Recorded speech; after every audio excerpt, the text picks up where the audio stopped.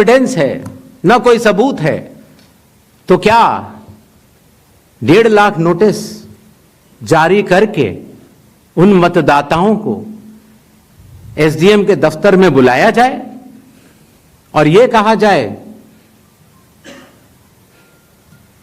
कि आप फर्जी हैं? क्या मतदाता चुनाव आयोग से यह नहीं पूछेगा कि आपके पास क्या सबूत है? आज भी आपके मीडिया में चल रहा है, जितने नाम लिए गए सब एक एक करके सामने आ रहे हैं। और अगर चुनाव आयोग ने उनको नोटिस दिया होता तो हमारी साख गिरती कि बढ़ती? किसी ने सवाल पूछा था तो मैंने सोचा बतलाता चलो। बिना किसी सबूत के किसी भी वैलिड मतदाता का नाम नहीं कटेगा। चुनाव आयोग हर मतदाता के साथ चट्टान की तरह खड़ा हुआ है। अगर कोई सोचता है कि एक पीपीटी देकर, जो कि चुनाव आयोग के आंकड़े नहीं हैं, चुनाव आयोग ने मतदाता सूची जरूर दी है, लेकिन पीपीटी में गलत तरीके से एनालाइज करना, गलत आंकड़े देना और यह कहना कि पोलिंग ऑफिसर ने कहा है कि इस महिला ने 2 बार वोट दिया है, इतने संगीन विषयों पर बिना हलफनामे के चुनाव आयोग को काम नहीं करना चाहिए। यह संविधान और कानून दोनों से विरुद्ध में होगा। और यह भी मैं आपको बतलाना चाहता हूं कि यह सवाल जो आया था ट्रस्ट, मैंने आपको पहले भी कहा था कि जहां तक मतदाताओं की बात है, हिंदुस्तान में 60% से ज्यादा वोटिंग होती है। जो दुनिया के बड़े बड़े जनतंत्र जिसके लिए सोच सकते हैं, दुनिया का सबसे बड़ा जनतंत्र है भारत। दुनिया का सबसे बड़ी मतदाता सूची हमारे पास है, लगभग 90 करोड़ से 100 करोड़ के बीच में।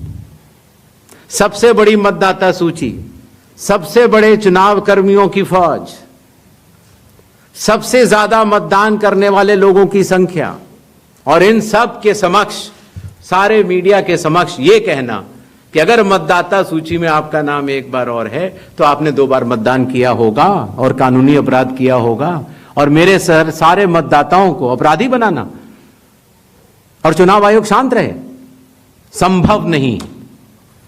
हलफनामा देना होगा या देश से माफी मांगनी होगी, तीसरा विकल्प नहीं है। आपके माध्यम से मैं यह भी कहना चाहता हूं, अगर 7 दिन में हलफनामा नहीं मिला तो इसका अर्थ ये सारे आरोप निराधार हैं और हमारे मतदाताओं को यह कहना कि वो फर्जी हैं, इसके ऊपर जो भी इस बात को बोल रहा है उसको माफी मांगनी चाहिए।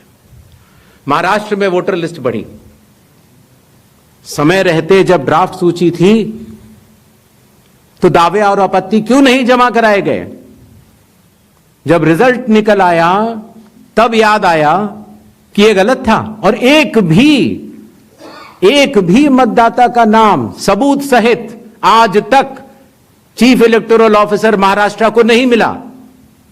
चुनाव हुए 8 महीने हो गए। महाराष्ट्र में क्यों नहीं उच्चतम न्यायालय में चुनावी याचिका दायर की गई? फिर एक बात यह कही गई कि आखिरी घंटे में इतना मतदान कैसे? चुनाव आयोग ने जवाब दिया था और आप सबने लिखा भी था कि अगर 10 घंटे मतदान होता है तो हर घंटे 10% का औसत होता है। आखिरी घंटे में 10% से कम मतदान हुआ। तो यह बात कैसे कही जा रही है? ऐसा नहीं होता कि किसी भी बात को अगर आप 10 बार बोलते रहें, 20 बार बोलते रहें तो सच हो जाए। सच सच होता है और सूरज पूरब में ही उगता है, किसी के कहने से पश्चिम में नहीं उगा करता। नेक्स्ट, जस्ट नेक्स्ट राउंड 272 सबको मौका देना है। प्लीज प्लीज प्लीज 272, 167, 184, 81 ये and last है। 266. Sir hello Yes. सर मैं अखिलेश हूँ IANS न्यूज एजेंसी से। सर मैं अखिलेश हूँ जी। IANS न्यूज एजेंसी से।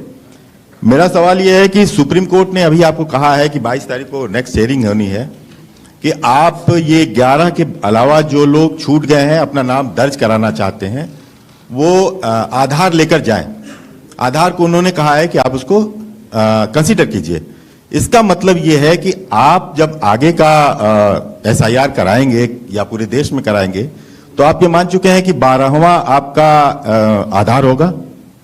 दूसरी बात, दूसरा सवाल मेरा कि राहुल गांधी संवैधानिक पद पे हैं, नेता प्रतिपक्ष हैं, उनके तमाम सवालों को आपने जवाब दिया और कहा कि सबूतों के साथ आरोप लगाया जाना चाहिए। तो क्या आपको लगता है कि वो गंभीरता से आरोप नहीं लगा रहे हैं या वो सिर्फ राजनीति करने के लिए ऐसा कर रहे हैं?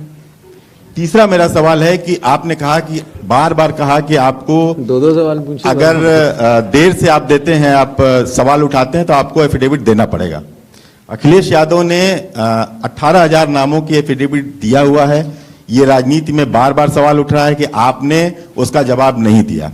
ये 3 सवाल हैं सर मेरे। ठीक है। Yes. Please ask one question only. Sir. Please restrict yourself to one हाँ, question. बता only. दो, बता। सर हाँ। संजय शर्मा आज तक से मेरा सवाल यह है कि आयोग ने राहुल गांधी से कहा कि वो हलफनामा दें, उसके बगैर कार्रवाई नहीं होगी।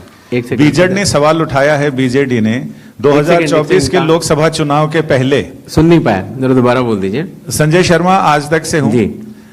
मेरा सवाल, आयोग नया जरूर है, सवाल पुराना है, लेकिन सवाल उससे जुड़ा है क्योंकि आप भी आरपी एक्ट की दुहाई देते हैं और संविधान की। तो 2024 के लोकसभा चुनाव के बाद बीजेडी ने यह कहा कि उन्होंने हलफनामा देकर उड़ीसा में मतदाता सूची में गड़बड़ी की शिकायत आपसे की थी। तो उसमें अब तक क्या कार्रवाई हुई है, वो अगर आप बता सकें तो सही होगा। और दूसरा, लोग टाइमिंग को लेकर सवाल उठा रहे हैं। एक तरफ राहुल गांधी की प्रेस कॉन्फ्रेंस है, दूसरी तरफ मुकाबले में चुनाव आयोग की। क्या चुनाव आयोग रथ का टूटा पहिया लेकर कृष्ण की तरह? आगे बताएं। हाँ, भाषा देखिए, भाषा अच्छी रहे तो अच्छा लगता है।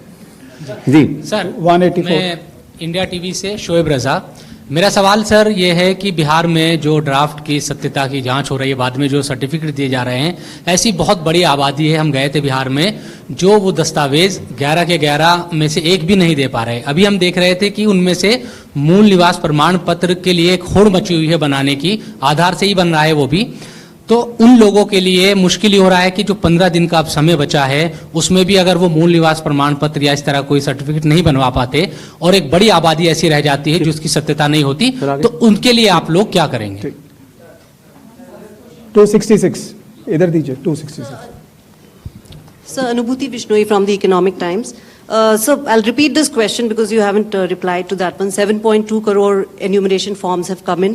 How many have come in without Yeah, any I'll of the reply. 11 documents? I told her I'll reply. Yes. 81. Sir, second, sir, in 2004 when intensive revision was carried out, it's an EC order which clearly states that Arunachal and Maharashtra are being left out of intensive revision because polls are due, assembly polls are due within months. But you have, the Election Commission this time has set aside that principle for Bihar. If you could explain that. Okay. Third, when you took over as CEC, you have identified political parties as a key stakeholder. And you've also held rounds of meetings and consultations with them. Do you think, given the kind of criticism SIR has drawn, maybe there should have been a wider consultation with political parties before embarking on such a massive exercise? Sir 81. मैं Manish Agarwal नवभा time से।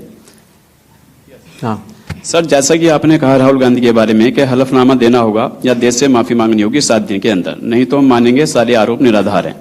अगर राहुल गांधी ऐसा नहीं करते हैं तो क्या भ्रम की स्थिति ऐसी देश में फैली रहेगी? चुनाव आयोग अपने स्तर पे क्या इस बात को कंफर्म करेगा कि जो वोटर लिस्ट हमारी है वो बिल्कुल ओके है और आरोप निराधार हैं?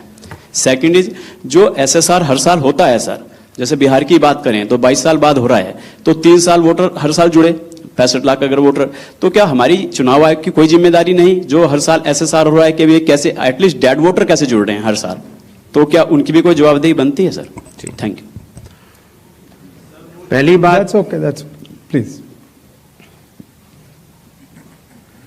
पहली बात ये दोबारा आई कि साहब डेट्स को लेकर पूछा गया तो मैंने स्पष्ट किया था कि लोक प्रतिनिधित्व कानून के अंतर्गत जो रिवीजन होता है वो चुनाव से पहले होता है। बिहार का चुनाव 22 नवंबर 2025 से पहले संपन्न किया जाना है, क्योंकि बिहार की जो हमारी विधानसभा है उसकी कालावधि वहां समाप्त हो रही है। हमारे पास 1 जनवरी 2025 का एक स्पेशली रिवाइज्ड किया हुआ एक रोल था, इंटेंसिव नहीं था। आमूमन तौर से चुनाव से 6 महीने से अगर ज्यादा हो तो हम लोग को वोटर लिस्ट रिवाइज करनी चाहिए। तो अगर 1 जनवरी से 22 नवंबर तक हम रिवाइज नहीं करते तो इस 11 महीने से ज्यादा के अरसे में काफी त्रुटियां हो सकती थी। अगर हम 1 अप्रैल 4 ही तारीख को हो सकता है रिवीजन कानून के तहत, 1 जनवरी, 1 अप्रैल, 1 जुलाई और 1 अक्टूबर, तो उन्हीं तारीखों को जो 18 साल की उम्र प्राप्त करते हैं उनको वोट का अधिकार मिल जाता है। तो अगर हम 1 अप्रैल करते तो फिर यह बात आती कि अभी तो आपने एसएसआर कराया है तो आप फिर करा रहे हैं। अगर हम 1 अक्टूबर करते तो यह बात आती कि बिल्कुल चुनाव सर पर है। तो एक ही विकल्प उपलब्ध था और वो था 1 जुलाई की क्वालिफाइंग डेट मान